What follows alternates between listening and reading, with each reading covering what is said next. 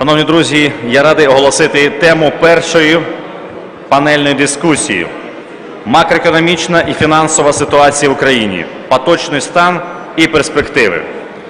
Та надати слово її модератору Андрію Гундеру, президенту Американської торгівельної палати в Україні, який і оголосить всіх учасників. Good afternoon. Well, welcome back, ladies and gentlemen. If we could take your chairs, take your seats, please. And I'm delighted to welcome you to the panel. It's called Macroeconomic and Financial Situation in Ukraine, Current Conditions and Outlook. Ladies and gentlemen, if you could take your chairs, please. Ladies and gentlemen, if you can please take your chairs and we're ready to start. Thank you. Thank you for being so kind. Thank you. So I'm delighted to welcome the panel. Welcome back Dmytro Shimkiv, Deputy Head of the Presidential Administration of Ukraine. Serhiy Nikolaitchuk from the National Bank of Ukraine. Serhiy is the Head of the Monetary Policy and Economic Analysis Department. Timothy Ash, just arrived from Turkey, from Nomura International. Vadim Khramov, Bank of America Merrill Lynch. Alexander Valchishin, Head of Research Department, ICU, and Dominic Menu, Country Head of Ukraine, Kazakhstan, BNP Paribas. So, I think in terms of just setting the tone, if I can start, Tim, with you. I mean, you in London, you know, you've been following Ukraine just for over a decade now, as long as I can remember, for so many years. So, if you could just set the tone, I mean, what are you seeing in London? I mean, we're seeing you know, a lot of positive news coming out, but the reality still is how we're being perceived. So what is the view you see in London of the perception that's going on? Timothy. Yeah. Hello. Okay. Okay, well actually I covered Ukraine close to 30 years, okay. But anyway, never mind, that's maybe too long. I guess, you know, I'm a macro guy, and you know, I cover Russia, Ukraine, and the region, and it's mostly fixed income, so that's kind of my perspective. And when I look at the Ukraine story, for me, it's very binary, essentially. From one perspective, you know, and I'm not a micro guy, so we're clearly not dealing with you know, enterprises and corruption, all those kind of issues that I think we talked about in the first panel. It's very much top-down. You know, public finances, balance of payments, you know, macro stabilization and all that kind of stuff. And from the positive thing, you know, I see certainly in the Ministry of Finance and the National Bank of Ukraine a sea change, a really remarkable turnaround in the quality of the personnel that we're dealing with. I mean, I think, you know, it's the best by far that we've seen in terms of the certainly top echelons of the National Bank and the Ministry of Finance. And I think very much it's international standard. I mean, if you took out the management of the National Bank, you could put it into the management probably of the National Bank of Poland or the Central Bank of Turkey. I mean, it's that good. So the people that are making the big decisions in terms of the Ministry of Finance and National Bank, you know, are very impressive. And, you know, so we're seeing some pretty good policy decisions, and you know, if you look at the cross of the range in terms of National Bank policy, Ministry of Finance policy, I guess energy policy around Naftagas, etc. I mean, I think, you know, it's all the right kind of things that I certainly want to see as a macroeconomist. I guess, you know, in terms of implementation of the IMF program, I mean, I think ownership of that program, which is pretty critical, is absolute. I mean, this is not an IMF-imposed program, which you often get in countries that have problems like Ukraine. I mean, this is the team, the National Bank team, the Ministry of Finance team, I think the presidency, I mean, they buy into it. I mean, you understand it, you get it, you realize, you know, for Ukraine's independence, you have to make some very, very difficult decisions, and those decisions, certainly at the macro level, very difficult and painful decisions in terms of capping or limiting wage increases, pensions, energy price, liberalization, all that stuff. I mean, that's incredibly difficult to do anyway for any country. And I think the level of adjustment that we're seeing there is quite remarkable. I guess the pluses that I see going forward is if this team continues to deliver on the macro side, if we continue to see strong official sector support, obviously from the IMF and other Western official creditors, and obviously we had the recent agreements I guess, subject to bondholder approval of the debt restructuring. You know, the macro outlook for me looks pretty positive on the assumption that Russia essentially backs off and allows Ukraine to develop its own orientation, put it that way. The positives for me are, aside from the very strong policy team at the top level in terms of, is the base is incredibly low. I mean, you know, you look at the contraction of dollar GDP from $178 billion to maybe $84 billion this year. You know, a real GDP contraction of maybe 20% from peak to trough. I mean, that's wage levels. I mean, it was mentioned this morning. You know, it's devastating if you're an employee and you're receiving those kind of wage levels. But as a potential foreign direct investor looking at this country, it looks incredibly cheap. So I think the country could actually surprise in the short term in terms of the rebound. If there's peace in the East and peace and security, I think you could be surprised at how quickly real GDP growth bounces back. And actually you could see very significant real exchange rate appreciation as well. So that's certainly a big positive from my mind. In terms of the fiscal and the balance of payments positions, you know, public finances have recovered quite remarkably. I think there's been certainly a lot of, you know, a very aggressive fiscal stance in terms of pensions and wages. And, you know, inflation certainly helps on the revenue side. So I think the fiscal performance has probably been a lot better than we expected. Obviously, the NAFTA deficit is still significant and a drain in terms of the broader consolidated deficit. On the balance of payments side, I mean, we've seen stability. I mean, that's really encouraging. We've seen a big transformation in the current account deficit position from a, you know, deficit, if you go back 3-4 years, to 9 to 10% of GDP, possibly flat. Again, beating expectations. Capital flight has possibly stopped because of capital controls, admittedly. The debt deal, again, will help stop the drain on the capital account in terms of debt service payments. Reserves have stabilized, increased. I think it's not unreasonable, and people have criticized the IMF program for over-optimistic exchange rate assumptions. You know, again, with peace in the East, a frozen conflict even scenario, I think this country could bounce back relatively quickly. So short term, again, I think we could be surprised how well Ukraine performs.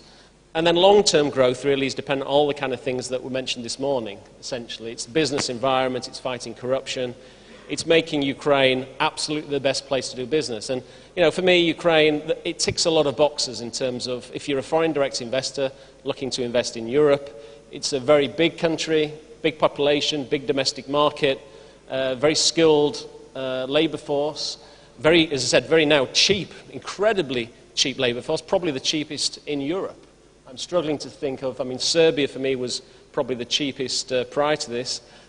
You know, Ukraine is a very cheap, you know, if you're a big foreign multinational company, potentially very attractive. Again, you know better than I do, but Ukraine has, you know, huge potential in the agricultural sector, agro-processing, chemicals, metallurgy, all that kind of stuff could really pull in foreign direct investors, but you need peace and security. I mean, that's key. The foreign direct investors probably will only put big size investments into the country if they think that your borders are secured in the East. Russia has stopped whatever it's planning to do. And you give the country the best business environment possible. I mean, it was very interesting that, you know, Mikhail Saakashvili spoke earlier, and it's interesting he's been given the role here. I mean, you know, Georgia, I mean, the transformation that his administration undertook in Georgia is quite remarkable. I mean, anyone who knows post-Soviet space, Transcaucasia in particular in terms of levels of corruption, I mean, to get rid of petty corruption to almost zero and retain it. I mean, if you go back now under the new administration, you talk to ordinary Georgians, I think there's perceptions there probably was always some higher level corruption, and there probably still is, but at the micro level in people's day-to-day business, the message is actually we've kept it. And that's remarkable. So you need something like that. And I guess Ukraine needs to be, you need to be very clear. You need to have a strap line. You need to be very ambitious in terms of your reform program. You know, this is a wonderful opportunity. I mean, the Russians have done you a huge favor by ensuring you have no other choice. The choice is to be incredibly radical. You have maybe one chance at really transforming the country. This is it. There's only one way forward. It's the European Western orientation. Be incredibly ambitious. be clear in terms of what you want to achieve. Someone reminded me that the former Prime Minister, former President Kuchma, I think in 93 or 94, made the comment when he turned up to be Prime Minister that, I can build anything, but you need to tell me what you want to build. So I think you need to be clear what you're aiming to achieve. And I would argue, I've covered, again, Ukraine 30 years, and I also cover the whole of the region. And if you look back at the experience of emerging Europe, if you go back to the early 1990s and look at countries like Poland, Hungary, Czech Republic. Remember, Czech Republic had an exchange rate crisis in 97. Poland restructured its external debt liabilities in 96. Bulgaria did the same, I think, in 97. Remember 1994, the Copenhagen criteria was set. In 1994, EU 12 or 10, I can't remember what it was, agreed that if emerging European countries met the Copenhagen criteria, which were a market economy and democracy and all those kind of things, in 10 years' time, in 2004, they will be allowed to enter the European Union. And we all laughed. I think the EU 12 agreed it because they never thought it was possible. They thought they were agreeing to something that pleased the East Europeans, but in the end, they would never deliver. But actually having that target, 2024, 10 years, if you meet these very clear, specific set of targets, you will join the European Union. It forces change. It really does. And I think whether or not we know what the European Union's like. I mean, they're full of their own problems. Enlargement is not really, the flavour of the month. They're never going to agree to give you a date. But I think, it's for your own good. It's good to set a date that's reasonably realistic, whether it's 10 years or whatever. Have a clear set of criteria that we're going to meet. You can take the Copenhagen criteria, for example, and say in 10 years' time we're going to meet these criteria. And let's see what happens in 10 years when, what the European Union looks like, but we're going to be ready. And this is going to be an anchor for those kind of micro-reforms that you need to do. And that will be possibly an anchor for foreign direct investment flows into the country. Just last thing, and I think you're going to huck me off the stage in terms of my commentary. I just came from Turkey, and I cover Turkey as well. I've covered it for a long time. And this idea of this anchor, this reform anchor, I mean, under AKP, the administration, until 2011, the country transformed remarkably and made real and significant reforms, both in terms of the economic space and in terms of democracy. And the key really is until 2011, the country had a realistic EU accession anchor. And then basically Merkel and Sarkozy started talking about the privileged partnership. The Turks realized the Europeans weren't serious. The Turks backed off. And since 2011, I would argue, in terms of the reform momentum in Turkey, it's gone backwards. Because essentially there is no anchor. You need a real anchor for this country. And I think in the end, you've set your own direction towards the European Union. It doesn't really matter whether or not you join the European Union, but if you meet the criteria that you're targeting, Ukraine will be transformed to a country that is pretty remarkable. And going back to people like Ali Babajan, the former Deputy Prime Minister, current Deputy Prime Minister of Turkey, always argued that, whether or not we join the European Union in the end, if we follow that, if we progress towards that goal, at the end, we'll have transformed ourselves into somewhere that is a really remarkable country, and we'll then make our own choice whether or not we want into the country. But I guess the anchor is the important one. So I'm optimistic. I think macro stabilization can happen next year, assuming the Russians stay out. Could you give us some numbers on that? Some numbers. Well, numbers. Current accounts I can see flat current account position. Maybe even a surplus. That's not impossible to imagine. Growth, it's finger in the air stuff. The base is very, very low, but a positive number, 2-3% growth is possible, right? And I could see really significant real exchange rate appreciation next year, assuming again the Russians stay out. Inflation is very high, but it could crash lower given exchange rate stability. We've seen it in many, many countries. But obviously the key is the security situation, political stability, maintenance of the reform coalition, backing reform legislation as it comes through, I guess. Okay. Thanks, Tim. Serhii Nikolichuk from the National Bank. In terms of the macro numbers, what are you looking at for 2016? And yes, Valeria Gondrieva, she was extremely positive in terms of saying almost all the reforms she had planned, she's already almost achieved. So, I mean, what is your focus now of the National Bank, and in terms of what kind of numbers are you looking at for next year?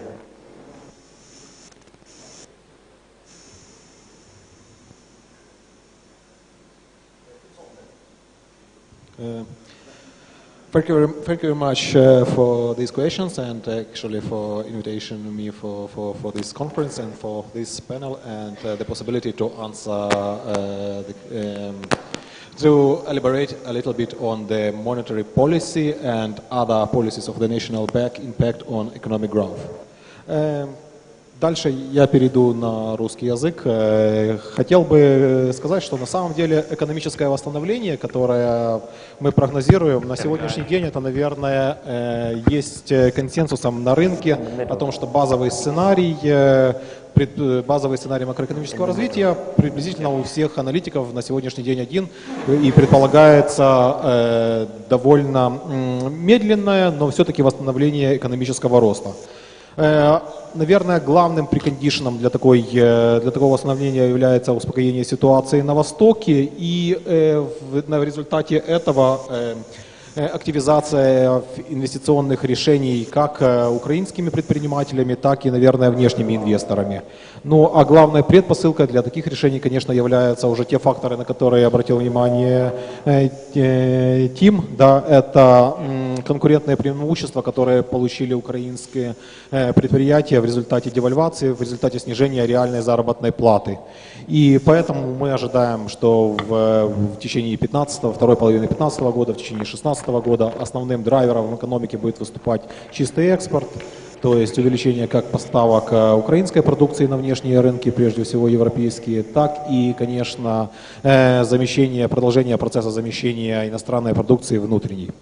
Но в то же время все аналитики остаются довольно осторожными в своих оценках, да, и это прежде всего связано с геополитическими рисками, которые остаются существенными, и с ограниченными возможностями финансирования, ну и, конечно, с недостаточно быстрыми реформами в тех сферах, которые определяют привлекательность бизнес-среды, инвестиционной среды. Да, ну, мы много слышали на предыдущей панели про антикоррупционные меры, которые планируются, про реформы в судебной системе, в прокуратуре и так далее. Ну, конечно, успех именно этих реформ будет во многом определяющим и для успешности экономического восстановления и роста в Украине и в ближайший год, и в среднесрочной перспективе. Ну и в этом контексте я бы хотел плавно перейти к тем реформам, которые проводит Национальный банк, и его политикам, которые в том числе тоже должны внести свой вклад в экономическое восстановление, экономический рост. Очень часто в Украине под вкладом Национального банка в экономический рост воспринимается насыщение экономики деньгами и стимулирование кредитного роста. Но на сегодняшний день в Национальном банке мы эту задачу видим намного шире. Это прежде всего свою миссию в поддержке экономического роста видим в создании среды, которая характеризовалась бы ценовой стабильностью и финансовой стабильностью. И как раз именно финансовая стабильность позволит создать такую среду, в которой финансовый сектор будет выступать эффективным финансовым посредником свободных ресурсов для нужд экономического роста.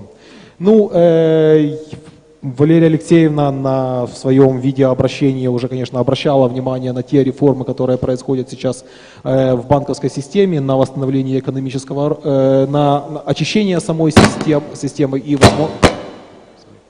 возможности ее генерировать кредитные ресурсы в дальнейшем. Ну и я бы хотел обратить внимание здесь всего лишь на несколько аспектов. Конечно, то очищение банковской системы и избавление ее от related party lending, да, которая наблюдалась на протяжении последних 10 лет, этот процесс является затратным для экономического роста, для экономической активности в краткосрочном периоде. Существует масса работ, которые оценивают эффект от закрытия банков на экономику, да, и как связанные с экономическими потерями, с оценкой экономических потерь и с оценкой фискальных потерь от такого закрытия. Но в то же время обычно все эти краткосрочные потери, они компенсируются долгосрочными выгодами.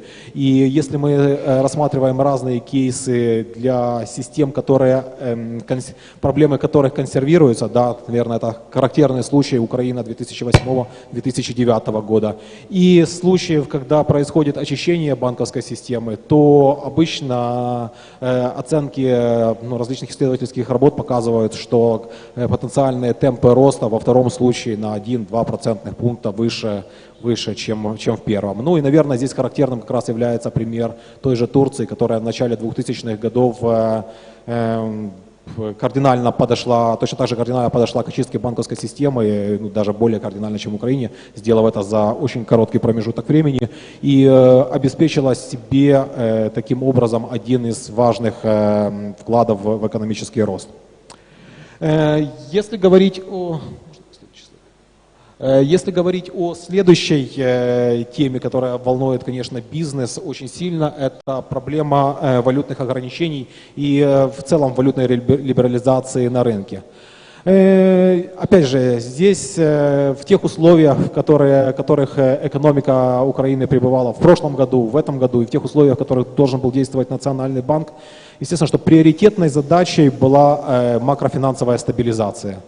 Да, для достижения этой макрофинансовой стабилизации Национальный банк вынужден был пойти на очень непопулярные меры, которые можно сказать, драконовские меры, связанные с валютными ограничениями, которые были внедрены в феврале-марте этого года. Ну и во многом, конечно, такие ограничения, они были обусловлены военной экономикой, да, в которой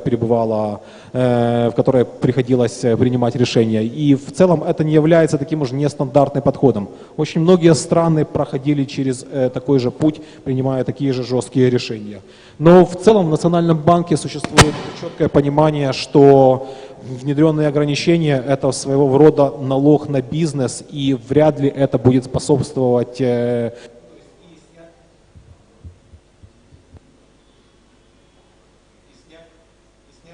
ограничений.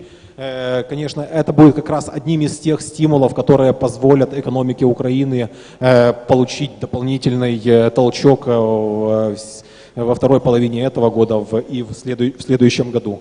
Ну, здесь, опять же, к сожалению, в условиях тех рисков, в которых проводится политика, вряд ли можно ожидать, что это снижение всех ограничений будет очень быстрым или очень резким.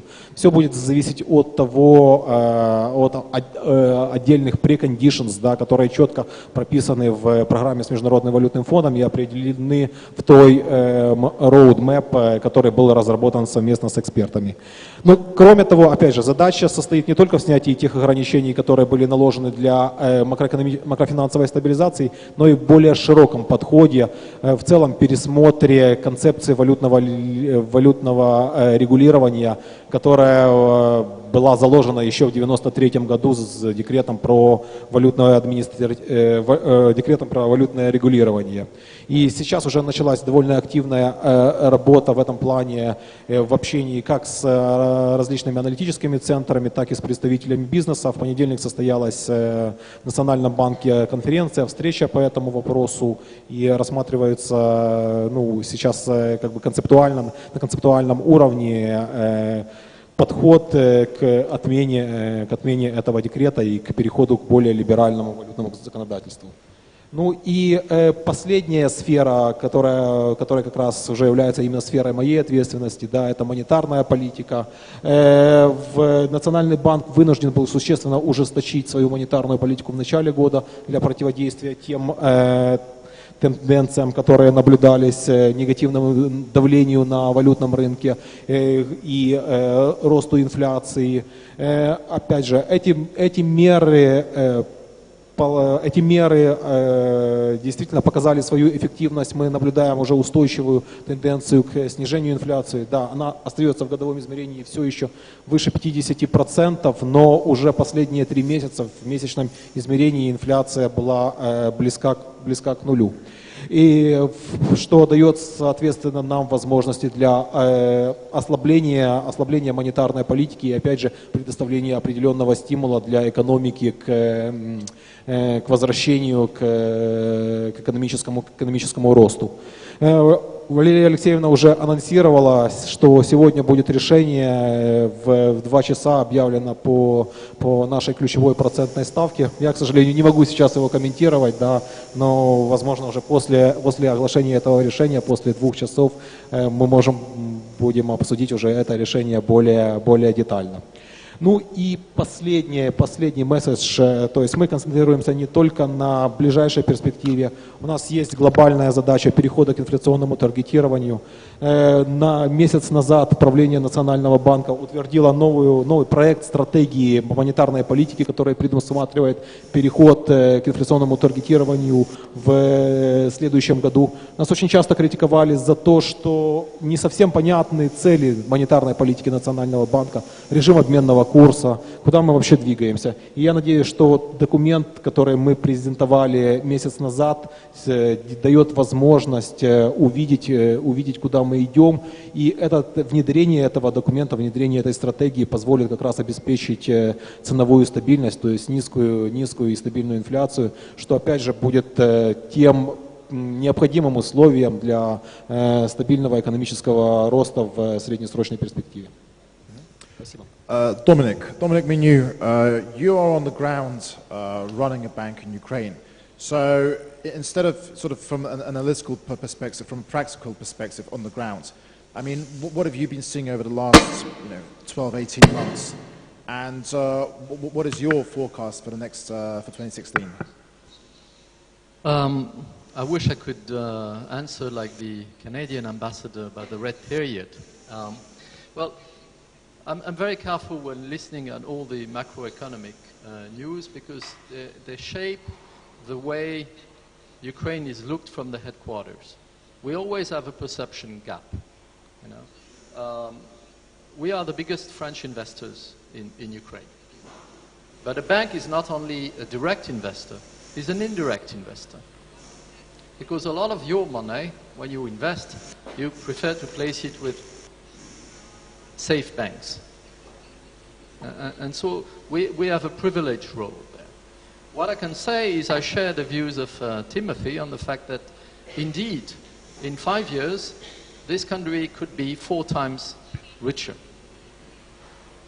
The question is, how do we go from now to there? At the moment, we have a lot of international help.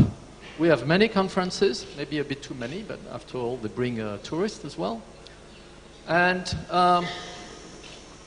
I remember the first time I was in Odessa in '89. Okay. I've been following this part of the world for quite a while, since my first trip to Moscow in '73. So this gave me a bit of gray hair. In '89, remember, the Polish people were coming to Ukraine to buy food. You know, there used to be a Soviet joke, what is a Polish sandwich? It's a coupon for ham between 2 coupons for bread. See where Poland is today, see where Ukraine is. Of course, it's a lot more difficult from a post-Soviet perspective. So what is to be done? We have a lot of international help, and de facto I would argue that the more international help we have, the less the financial markets could play a role. Because you never restructure debt from the IMF, debt from the World Bank, or debt from EBRD. And the more you have help from these institutions, the less you can have money from the financial markets. We need to transform this help into maybe to launch an international investment fund for Ukraine. What do I mean? Today we have a lifeblood And this is money from the IMF. I mean, Timothy, I mean, we may...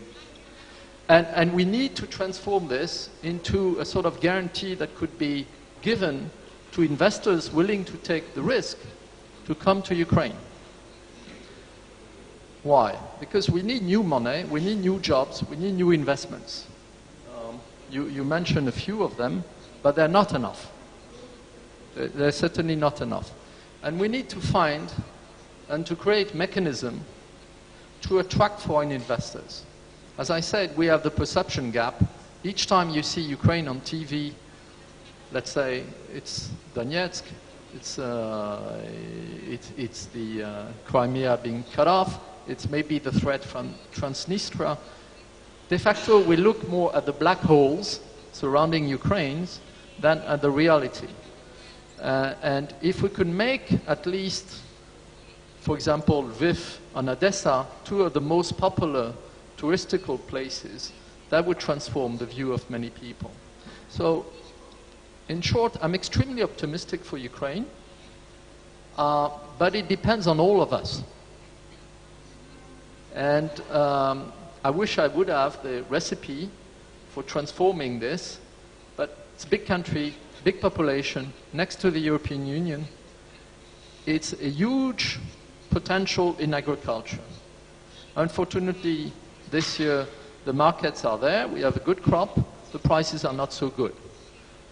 Steel sector depends on the price internationally, so it's not going to be very good. So all of this maybe is not very structured normally, what you get from a French person who is supposed to be very structured, but I'm a big believer in Ukraine. We are big believers because we see the incredible job that the National Bank has done in, cutting the number of banks by a third and not being afraid to bringing down some of the most important people in the country. So it means that reforms can work, and I wish everybody could follow maybe the example of the National Bank in that. I mean, I'm not paid by the National Bank. No. I think that's enough. Thank you very much. Well, I think, thank you for that. And I think the question to Dmytro Shimkiv, in terms of what Dominique has just said, perception is reality. The perception about Ukraine today internationally is distorted. It does not really respond, correlate to the reality, to the situation. And, I mean, do you think the government could be doing more in terms of this investment promotion and getting the story out? Thank you. A few things which, first of all, I would like to thank you, Tim, for mentioning 35 criteria of membership. Because actually, Strategy 2020, President's Strategy 2020, is actually based on this. When we look at where we see the long-term vision, it's not, yes, the aspiration is membership, but the target is qualification.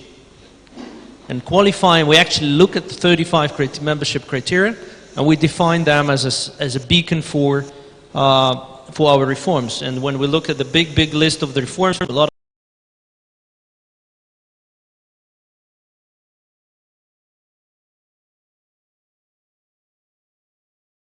that's all we have to do. I've already mentioned a few things that we have to do first, but I would like to go to some of the numbers. The GDP forecast for 2015 was expected to be minus 11%. We already seen for the first 6 months the industrial production outcome being down minus 19%. And we also see a recovery in a few areas like agriculture and some of the manufacturing. Important, we managed, and thank you for the National Bank strategy and great efforts of the governor and support of international institution, we managed to bring national reserves to 13 billion. This is to 12 billion right now, but the estimation is going to be up to 13 billion. We have high inflation, but we need to remember that back in April we increased prices, gas prices, in household, so the cost of housing in Ukraine increased significantly. And that's actually impacted all the indicators. I think that next year we'll have much more balanced picture when we will be looking at the financial numbers for the country, as well as all different numbers for macro area. We even in July we have 2% drop in inflation, consumer inflation on CPI. Now, back to the attracting investments. And this is critical, I think, that debt restructuring was extremely important. And again, a lot of speculation back last week on Monday. There was a lot of talks, will the parliament vote or not? We got more than 300 votes. There was a lot of help of international support, big thank you. But again, we managed to do that. What it gives a significant cut, it gives a breathing time, and the creditor become an interested party for the growth of Ukraine.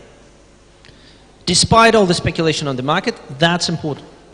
Because when the creditor is interested in your growth, they're actually interested that the credit rating is changed. Because when you look today at what the main problem Ukrainian companies have in Ukraine is a credit rating. Anybody who operates, and I mentioned the company who are doing investments, it's availability of the money. Down to the earth, availability of the money. That's why people are here, because they can actually bring private money more easily today than actually state money sometimes. We get IMF, we get World Bank, we get member states, and then there is a gap, because all structured financing has a kind of restriction when they see triple C. They just see and they say, sorry. It's prepayment on investments, a lot of different things. Many talks been taking place about establishing a fund, and there are a lot of discussion. Happens to be involved in this. The question is, who's going to chip in? And I want to also to kind of, I know that everybody initially tends to Minister of Finance and Minister of Foreign Affairs. And Minister of Finance and Foreign Affairs in many countries says, look, we already helping. International institutions says, look, we already helping. So the question of international community, and again, we need to compare Greece versus Ukraine, and we're going to bring this topic again and again. 1.8 versus 56, I think it's a big difference. And we would expect more. If we can't get more money, help us to get that triple C in some form of attracting money to Ukrainian business. As one step, which took place already, is we got a loan from European Investment Bank, which is offering, it's a 400 million, which goes to finance small and medium business. And this is a project which is currently taking place with the Ministry of Finance. And the Ministry of Finance today needs some help in structuring this so that actually the money goes to small and medium business. Because for them, again, we're going to see here today the story from the National Bank, but the previous number, 30 plus, was a challenging thing for any business. And when I was in Berlin, I asked the German business people, it was like, think about that number and your decision on investment scenarios or borrowing. It's something challenging. So this is a challenge where we see and where we're looking for the help from international communities bringing funds. I think in the short-term perspective, we'll see more small and medium investors coming in the country in exploring opportunities versus big investment and big projects and big companies. What government is doing? As a part of actually a reform agenda, we have a group which is focusing on promotion in Ukraine. Ministry of Economic and Development has a special group focusing, and we actually interesting, we passed the reform responsibility, the National Reform Council, from the Ministry of Foreign Affairs, which usually been a tendency to place it there, to the Ministry of Economy. Why? Because attracting investment and promoting of Ukraine is exactly about economy. This is a conscious decisions of the government. And that's what's happening now. It's established. You look at our ambassadors in Europe today. One of the best class ambassadors who are actually doing everything possible to bring investments in Ukraine. So this is everyone. Second is investors who currently operate in Ukraine. And it's about red tapes, rates, indecent police behavior, tax authority, yada yada. We talked about this before. We need to kind of stop it and talk about transparency. And we also need to be fair. Not every international business have been operating in Ukraine in the transparent rules. Fact? Fact. But I think we need to bring it to the level where it's become transparent, because return on investments and the growth in Ukraine can be much higher. So, to sum up, next year, the vision and the perspective that have been stated by the cabinet, we are looking for the growth next year. I think that for the help of international community of bringing real project and real investment scenarios plus privatization is a real thing that is on the table, and there is a consensus in with the President and Prime Minister on this. In the Parliament, majority of the Parliament is pro privatization, etc., and attracting business. But at the same time, one of the elephant in the room, which still remains and still not resolved, is the sales of land. Removing moratorium. And unfortunately, this subject is still a political debate versus a already made decision. Finally, big thank you for the National Bank of Ukraine. Amazing results. Very, very strong focused, very energetic, and I think big, again, thank you for any investor who are doing and exploring and going in investment in Ukraine. And there was more stories to come, believe me. Unfortunately, the military situation creates negative cases for us. Dominic, please. It's not every day I have the chance to sit next to the deputy head of the President administration, Mr. Shimkiv. Can you organize that we have more than 1 year visa for foreign investors? Because every year I'm spending 6 weeks trying to get my new visa. I would love to have a 5-year visa. I would pay for it. I think all of us would. And I think it would be just a show of opening the country. It's not a very tangible proposal. Yeah, I have a counter proposal. I would like to ask, and it was already committed from European Union, that visa liberalization take place. I'm all for it. Look, I'm all for it. That would be the best thing we could offer Ukraine today. It would be also, it's not only a gift, it would indicate to some other countries that if they do not behave in a civilized way, they can't get I think that's a good treatment. proposal. I think I see Dimitri's noted it down. So, Vadim Kramov, I mean, going back, Bank of America Merrill Lynch, you're in London, you're sitting here today in Odessa, hearing what the panel's saying.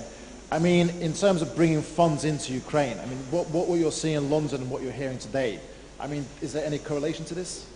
Well, let's first of all say that there are no branches of Bank of America in Ukraine, as far as you noticed. There is no Bank of America in Ukraine at all. But Ukraine business is the third largest business for Bank of America in the region, after Russia and Turkey. So we had a massive amount of transaction in 2013, 2012, and before that. So there is a strong interest to continue this business.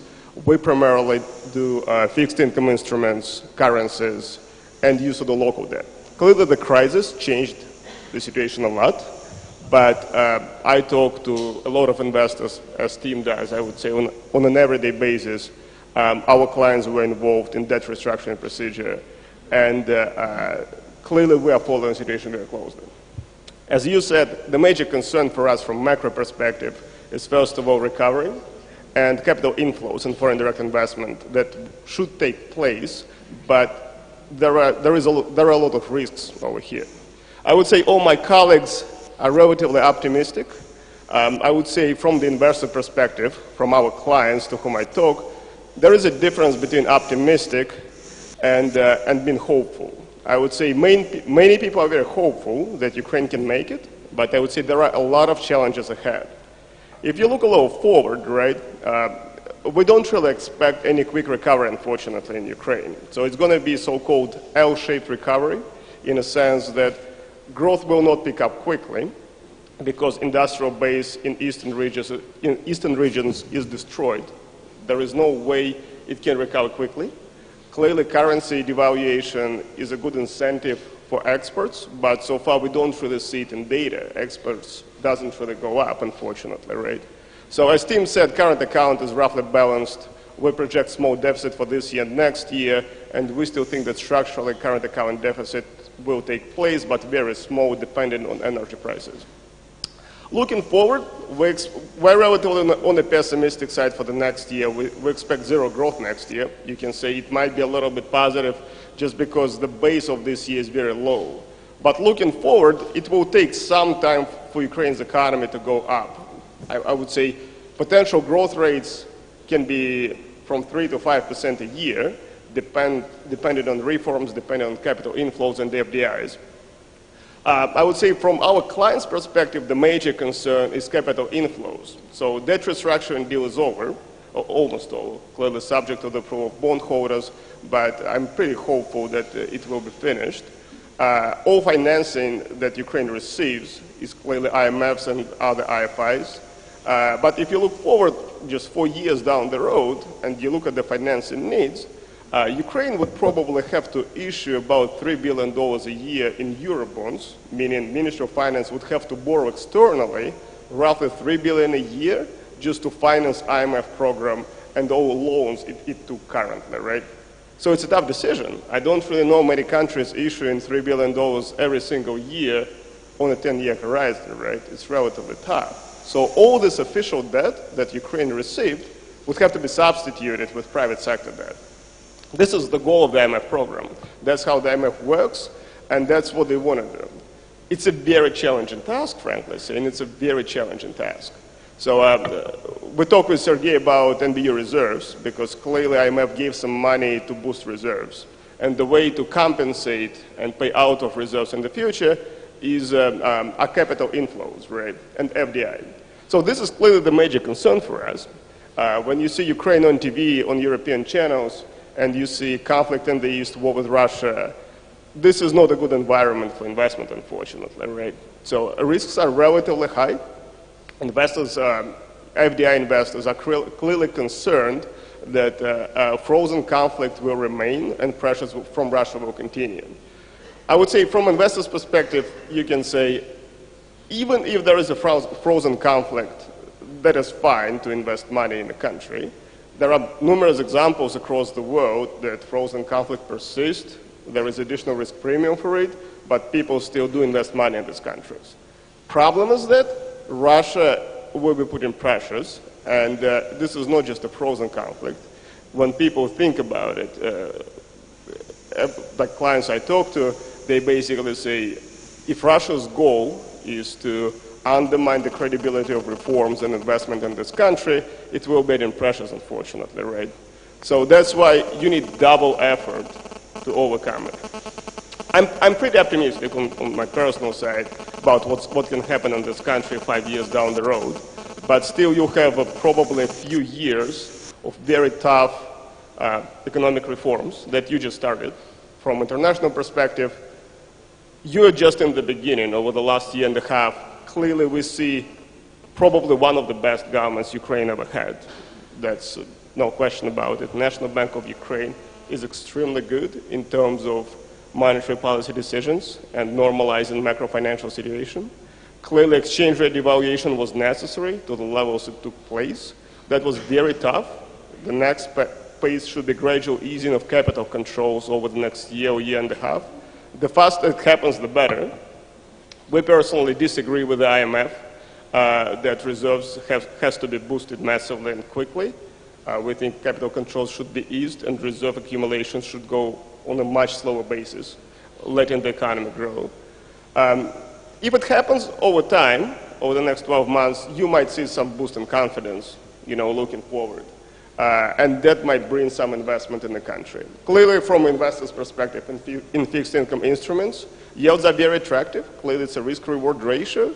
I think it's a matter of time when more people will be getting in, people will forget about the conflict, and they will be more focused on the reforms that are taking place right now. Alexander Olchishtin, ICU, let me bring you in this. Do you agree with Vadim about this L-shaped growth? Or, if we go to sector specific, do you think there's any sectors that could really surprise us over the next 24 months?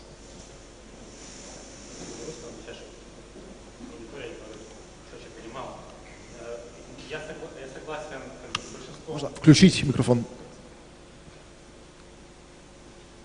Я согласен с большинством докладчиков о том, что будущие темпы роста будут очень скромными. И для этого есть основания. А касательно вопроса вашего конкретного, какие сектора могут нас удивить, ну, я думаю, что как бы, один сектор, который уже удивляет, это цифровые технологии, интернет, как бы решения. Эти решения видны, и как бы они на поверхности. Это как бы это хороший знак о том, что предпринимательский дух у молодежи, он присутствует, и они сами хотят разобраться в их будущем благосостоянии. Это как бы хорошая тенденция. Я бы хотел остановиться на тех деталях, ну, на тех факторах, которые ограничивают будущие темпы роста. На мой взгляд, докладчики упустили такие факторы, как ключевые факторы. Да, у нас есть финансовая макростабилизация, но нужно понимать обратную сторону медали за этой макро- и финансовой стабилизацией. Она достигнута за счет того, что такая монетарная материя, как движение кредита в стране, в этом году было отрицательным, и по официальным данным Национального банка отрицательный, то есть сжатие внутреннего кредита было рекордным и составило почти 200 миллиардов гривен, но это, конечно же, без учета девальвации, но все-таки это очень показательно, что внутренний кредит сокращается. И как бы за счет этого была достигнута эта стабилизация. Да, мы можем объяснить это то, что у нас есть неплатежеспособные банки, с которыми Национальный банк решает вопросы. Есть еще такой фактор, как решение частного бизнеса, который в условиях этой рецессии, усугубляющейся рецессии, все-таки принимает решение не инвестировать, не расширять свою деятельность. И также к сжатию кредита, на мой взгляд, приводит тот фактор, что внутренняя дискуссия в Украине о реформах и реформы, которые вырабатываются внутренними экспертами, внешними экспертами, они часто густо сводятся к тому, что государство должно быть у нас маленьким. То есть соотношение бюджетных расходов к ВВП должно быть как много меньше. Например, мы слышим о том, что правительство должно снизить налоги. Мы слышим рекомендации о том, что правительство должно снизить налоги. Для того, чтобы это совершить, нужно урезать расходы.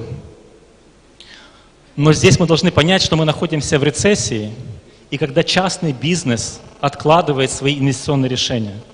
Последние данные статистики показывают, что инвестиции в основной капитал по соотношению к ВВП составляют всего лишь 11%. На мой взгляд, это исторический минимум, который мы имеем в истории независимой Украины. Так вот, если обратиться к коллективному разуму мировых экономистов, они говорят следующее. Если в экономике происходит такое сокращение основных инвестиций в основной капитал, и частный бизнес принимает решение удерживаться от принятия инвестиционных решений, правительство не может снизить расходы кардинально, как то хотят реформаторы. То есть на текущий момент есть противоречие. У нас есть существенное сокращение в экономике, у нас есть практически нефункционирующий рынок банковского кредита, у нас есть очень слабый рынок капиталов, но я надеюсь, что эта конференция даст ему толчок к его развитию, потому что это очень, очень важно для будущего темпа роста. И я бы хотел еще подчеркнуть следующее, что низкие темпы будущего роста в украинской экономике ограничены все еще такими невидимыми ограничителями, которые все еще срабатывают в нынешней экономике, и они срабатывали в прошлой экономике. И прошлая экономика привела к этой рецессии. Я только назову один из них. Это преимущественное доминирование валютных заимствований в корпоративном секторе и в государственном секторе. На мой взгляд, политика поддержания стабильного валютного курса, которая была при прошлой монетарной политике, она привила неправильные ожидания по поводу способности власти поддержать курс. Это не должно происходить. И опять же, если власти и ее официальные кредиторы концентрируются на том, что страна должна нарастить валютные резервы, это одна из ключевых целей стабилизации, это все еще прививает частный сектор, опять же, к той же самой привычке, что якобы власть сможет обеспечить стабильность.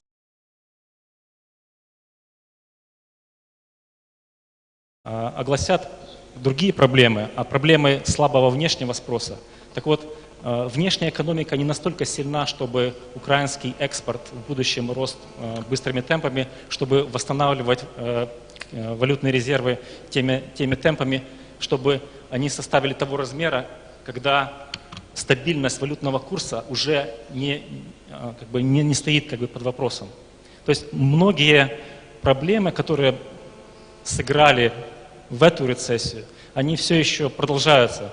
И опять же, одна из ключевых тем нашей панели, она фокусируется на том, как стране лучше привлечь иностранные инвестиции. Мои коллеги говорили о том, что инвестиции, преимущества должны быть в форме прямых иностранных инвестиций. Но все-таки часто-густо в страну приходят инвестиции в виде кредита в иностранной валюте. А кредит в иностранной валюте – это дорога к будущему кризису. Так вот, будущая финансовая политика, монетарная политика должны минимизировать рост задолженности правительства в иностранных валютах. Это одна из ключевых дорог для стабильного экономического роста. Would you like to follow up on that? There is an additional advisory which is sometimes getting is also in this given circumstances you can't reduce taxes, you should increase them. And there is a strong position of the government that we don't want to do this, even though that we have to have higher expenditures.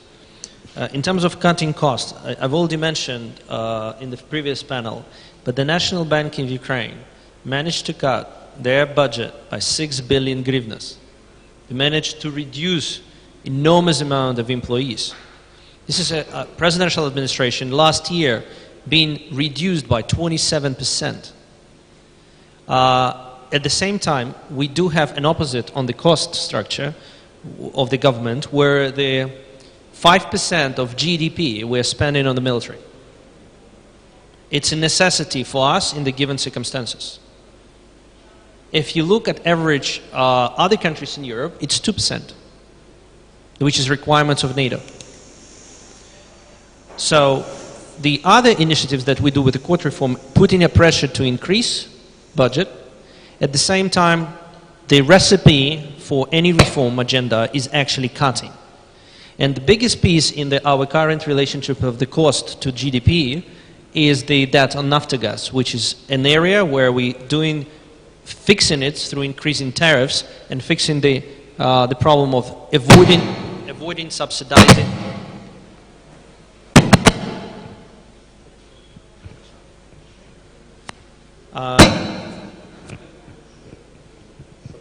Yeah, it's somebody against Naftogaz removal. So the area where it's critical. Yes. Thank you.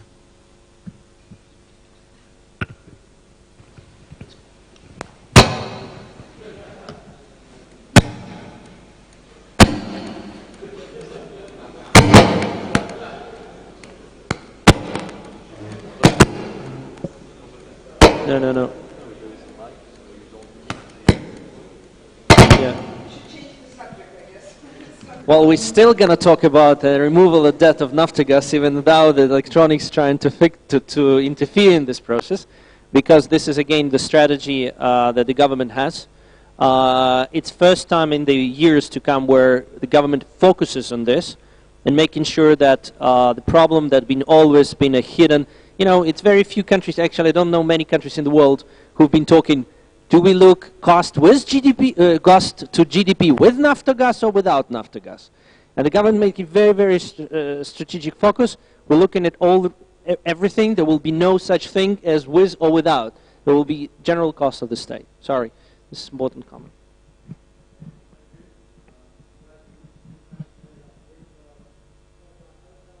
To Q&A. So if you have any questions, there should be a roaming microphone in the hall. So if you could please state your name and the organization that you represent. And if you can please state clearly who your question is addressed to. So please. No questions. Okay, that's good. Dominic, you have a question. Your hand was raised. Okay, it's amazing. I think in terms of, because we have lunch in 10 minutes, so we actually rearranged lunch to have it 10 minutes. But Dmitro? I just want to add a couple of things that the government doing. I didn't forget to mention. As an initiative to run conferences across the globe to present Ukrainian government, we recently had a big event in Washington, D.C., where the Prime Minister was the big group of reformers from the Ukrainian government, Ministry of Finance, Ministry of Agriculture, Ministry of Economy, Ministry of Infrastructure, the head of the Fiscal Service, State Property Fund, me, and other people were there where we told the story about Ukraine in a very, very open discussion with investors in D.C. There will be on 23rd of October, there will be a similar event in Berlin, organized with in the dialogue with the German investors. There is discussion about similar event in Paris. So there is a strong focus to bring the Ukrainian government and talk about absolutely different stories. And we also need to remember that one of the Russian strategies is Ukraine as a failed state. So a lot of stories that sometimes are circulated and are generated just to stop the story that Ukraine wants to tell. So if there are no questions, all that I'm going to do is to thank this excellent panel. Dmitro Shimkiv, Serhiy Nikolaichuk, Timothy Ash, Vadim Kramov, Alexander Racheshin, and Dominic Menu for their extremely valuable insights and views on the macro. So once again, gentlemen, thank you very much. And I invite you all now to lunch. So bon appetit and thank you.